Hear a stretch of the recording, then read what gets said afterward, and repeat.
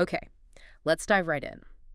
We've got quite a bit of material here, reports, audio, analysis covering, a really significant development in the Middle East. Mhm. We're doing a deep dive today into the start of a major Israeli military operation. It's aimed at Iran, and the code name we're seeing is Operation Rising Lion. That's right. And this reportedly kicked off early on June 13th.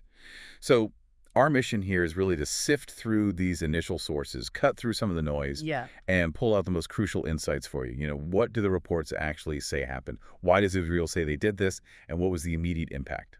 Okay, so let's start there. What are the sources telling us about how Operation Rising Lion actually began? Well, the news broke pretty dramatically. Israel declared attacks on Iran, Hmm. and the descriptions we're seeing are terms like heavy and severe. So definitely not minor. No, not portrayed that way at all in the reports. This wasn't some small-scale skirmish. And the scale seems quite significant based on these initial accounts. It does. The sources indicate dozens of Israeli Air Force aircraft were involved in completing this first phase. Dozens. Wow. Yeah, and hitting reportedly dozens of military bases and facilities right across Iran. Spread out then. And were there specific types of targets mentioned frequently? Yes, absolutely. A key takeaway, really, from reading these reports is the focus. Nuclear sites were explicitly highlighted as a primary target. Alongside other military objectives, I assume? Correct. Other military goals, too. We see mentions of strikes impacting Tehran, the capital, also Qum and Tabriz. Okay. And specifically, reports seem to confirm attacks on uranium enrichment facilities located in central Iran. All right, so that paints a picture of a widespread heavy air assault targeting military and, importantly, nuclear infrastructure. Precisely. But the crucial question, I think, for everyone is why? What justification is Israel giving for launching something this major, according to these initial sources? Okay, so the official line coming from the IDF, the Israeli Defense Forces, as it's stated in the reports we have, is that this was a, quote, defensive and precise strike. Defensive. That's the framing. They present it as a direct response to what they describe as continuous aggression from the Iranian regime. Then the main goal? The overarching purpose, as they've articulated it, is pretty clear: preventing Iran from acquiring nuclear weapons. That's the headline reason given. And the tone Israel is using here, it sounds like there's a real sense of urgency being conveyed. Oh, absolutely. It's quite striking. Prime Minister Netanyahu, in his statements covered by the reports, described this action in very stark terms. Basically necessary for the country's survival. Survival, that's strong language. It is. He stated that, based on their intelligence assessment, Iran was closer than ever, his words, to having nuclear weapons. Actually preparing to weaponize. Yes, preparing to weaponize enriched uranium. His reported estimate for when that could happen was within a few months. Okay, a few months. Now, this is where it gets interesting, because the sources also present a different perspective, right? Another assessment with a very different timeline. Yes, and this is a really important detail that adds, well, complexity. Definitely. There's another assessment included in the reporting where a senior military official reportedly told the BBC something quite different, What was that? claiming Iran could actually have enough fissile material for a bomb in just a few days. Days versus months. That's a huge difference. It really is. And that this official also claimed Iran had been secretly assembling weapons for months already. So this discrepancy, Yeah. days versus months, Mhm. it really highlights the uncertainty, doesn't it? It absolutely does. Uncertainty about Iran's actual capabilities, or at least how they're being presented across these different reports. It certainly shifts how you perceive the urgency. Exactly. It impacts the whole context. And it wasn't just the nuclear threat Netanyahu reportedly focused on, was it? He also mentioned conventional weapons. That's right. That's another layer here. He also argued, according to the reports, that Iran posed a severe threat even without nukes, How so? pointing to Iran's conventional missile capabilities, Hmm. suggesting they possess potentially thousands, maybe even tens of thousands, of dangerous ballistic missiles. Capable of what? Widespread damage? Capable of killing millions, was the claim reported. So the implication from Israel's statements, as we're reading them, is that the threat isn't just nuclear. Yeah. It's broader. Okay. Now, another detail that really jumped out from the reports. This operation wasn't solely about hitting buildings or facilities. It seems individuals were targeted too. Yes, and this suggests something about the strategy, doesn't it?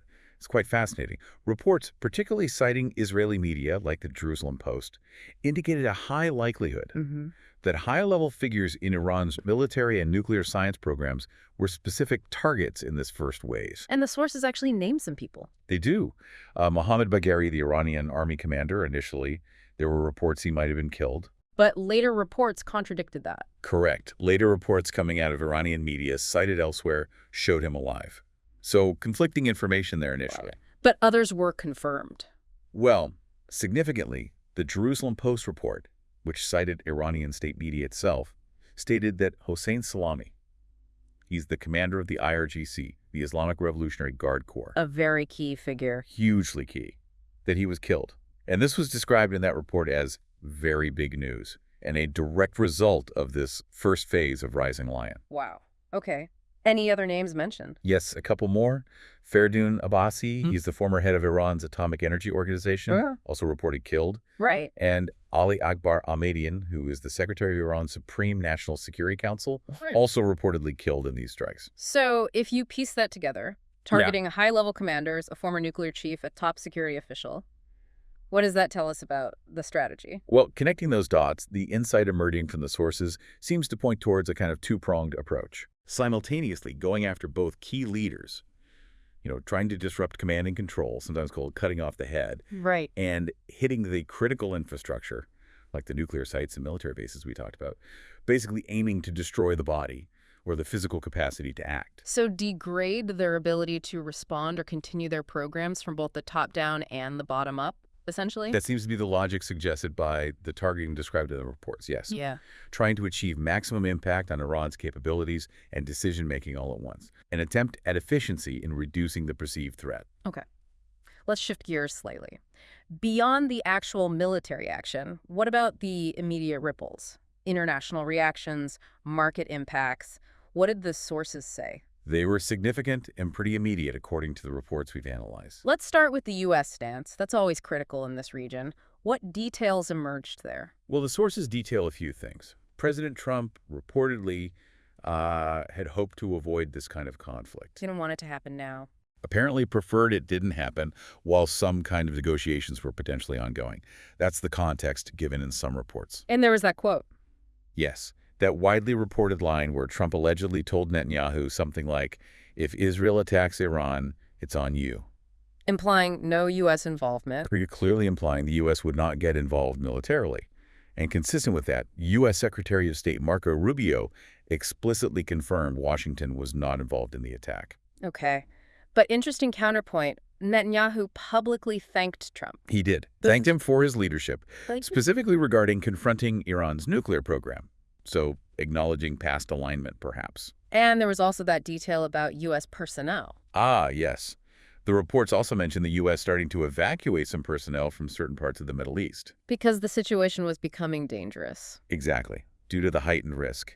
And apparently Trump himself confirmed this evacuation was happening. So the U.S. officially uninvolved in the strike, but clearly reacting to the increased danger. That seems to be the picture painted by the sources. What about the global markets? Geopolitical shocks like this usually cause waves. They certainly did here. The reaction was swift and clear, especially in energy markets. Oil prices Jumped. Crude oil benchmarks, specifically Brent and NYX, reportedly rose sharply over 8% almost immediately after the news broke. Wow, 8% is a big move. It is, and clearly driven, as the reports note, by investor fears about potential supply disruptions. Yeah. The Middle East is just such a critical region for energy. Makes sense. And stocks. Asian stock markets declined. Investors moved towards assets generally seen as safer bets during uncertain times. The typical safe haven assets. Exactly. The reports mention gold and the Swiss franc specifically. People pulling money out of equities and into perceived safety. So that market reaction really underscores the perceived gravity, the increased geopolitical risk felt globally the moment this news hit. Definitely. A clear financial indicator of the tension. Okay, so we have this major first phase completed, significant targets hit, individuals potentially eliminated, and immediate global reactions. But the sources don't necessarily say it's over, do they? What about what comes next? That's the critical question left hanging, isn't it? The sources absolutely highlight this uncertainty. How so? Well, the IDF statement itself, as reported, explicitly called this only the first phase. Ah. And they reiterated that they were ready to continue operations as necessary. That phrase leaves the door wide open. So that statement alone, directly from the source material, poses the central question. Is this it, or are we looking at subsequent phases? More attacks? Precisely. And tied into that is the biggest concern reported across pretty much all the sources we looked at. Which is? The potential for this whole operation to spiral, to escalate into a much wider full-scale war across the region. And what fuels that concern, according to the reports? Well, partly it's those conflicting reports we discussed about how close Iran actually is to a nuclear weapon. That uncertainty raises the stakes. Right. And also, Iran's likely need, as mentioned in some reports, to retaliate. Some sources even included language suggesting Iran's stance was, quote, "We are ready."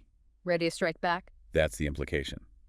And adding to that tension, the sources also note Iran's counterclaim, basically asserting that it's Israel that poses the real threat to Iran. So you have both sides seemingly poised, framing the other as the aggressor, and an explicit mention that this might only be phase one. Exactly. The initial reports lay out a scenario that feels highly volatile, with a very real potential for significant escalation depending on what happens next. Okay, so let's try to wrap up this deep dive into these initial reports on Operation Rising Lion. What are the core takeaways? Well, we've seen reports detailing a major preemptive-style Israeli military operation hitting deep inside Iran. Targeting nuclear facilities, military bases. And significantly key personnel, high-level commanders and scientists, reportedly. And Israel's stated justification, as presented in these sources, boils down to urgent self-defense. Right. Against what they assess as Iran's rapidly advancing nuclear program and also its significant conventional missile threat. They frame it basically as an existential necessity. Then there are the immediate consequences we tracked in the reports. The U.S. publicly distancing itself from the attack but reacting to the danger. And global markets instantly pricing in higher risk, with oil spiking and investors shifting to safer assets. So that brings us back to the strategy suggested by the sources, this idea of hitting both the leadership, the head, and the capabilities, the body, simultaneously. Yeah, that dual approach. Considering that strategy, as it's been reported in this first phase, the question these sources seem to leave us mulling over is, how might this single operation, if it stops here or if it continues, fundamentally reshape the power balance? Right, the security dynamics across the Middle East. What are the ripple effects? Exactly. And perhaps more urgently, what does this reported strategy, this specific way of conducting the operation, imply about the potential for wider conflict, maybe even unforeseen consequences unfolding across the region? That really is the crucial question hanging in the air based on everything we've seen in these initial reports. A lot of uncertainty ahead.